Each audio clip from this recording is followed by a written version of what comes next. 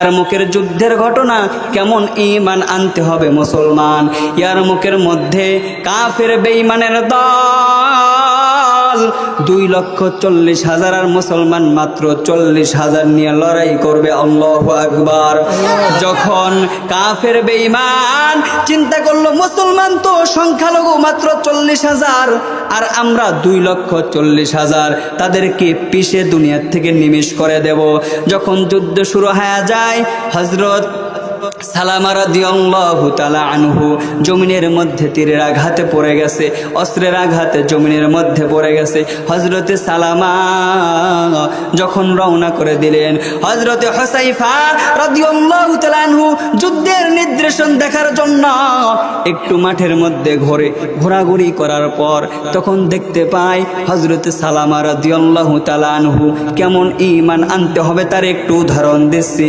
হযরতে সালামা রাদিয়াল্লাহু তাআলা আনহু যখন ঈমান নিয়ে আসলেন, যখন জমিনের মধ্যে ঘোরাঘুরি খায়, হযরতে সালামা হুযায়ফা রাদিয়াল্লাহু তাআলা আনহুকে দেখার পর হুযায়ফাকে ডাক দিয়ে বলে, হুযায়ফা আমার অনেক পিপাসা লাগছে, অনেক পানি পিপাসা লাগছে, আমাকে এক গ্লাস পানি দাও।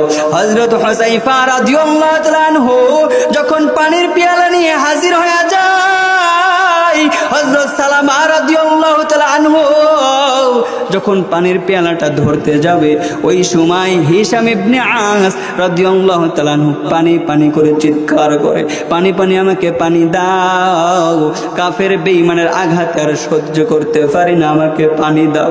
হিশাম ইবনে আস রাদিয়াল্লাহু তাআলা আনহু যখন পানিটা চাইলেন, সালামা রাদিয়াল্লাহু তাআলা আনহু কেমন ঈমান, নিজের পানি নাই, নিজে দুনিয়া থেকে বিদায় হয়ে যাবে, বলে আমার পানির প্রয়োজন নাই, তুমি হিশাম ইবনে আসকে পানি দাও রে হুযায়ফা। হুযায়ফা রাদিয়াল্লাহু তাআলা আনহু পানির গ্লাসটা লইয়া যখন হিশাম ইবনে আসের কাছে যায়, আসের কাছে যাওয়ার পর আস রাদিয়াল্লাহু তাআলা আনহুকে যখন পানির পেয়ালাটা দেবে, এক মুজাহিদ কান্না করে পানি দাও, পানি দাও, আর সহ্য করতে পারি না, মনে হয় দুনিয়ার থেকে বিদায় হয়ে চলে যাব, পানি চাই। হিশাম ইবনে আস রাদিয়াল্লাহু তাআলা আনহু যখন বলেন, হিশাম ইবনে আস রাদিয়াল্লাহু তাআলা আনহু পানির পেয়ালাটা ছেড়ে দিলেন, দেওয়ার পর মুজাহিদের কাছে যাই হুযায়ফা, যাওয়ার পর দেখে মুজাহিদ আর দুনিয়ার জমিনে জীবিত নাই, শাহাদাতের ঘর দিয়ে জান্নাতের মেহমান হয়ে গেছে। সুবহানাল্লাহ।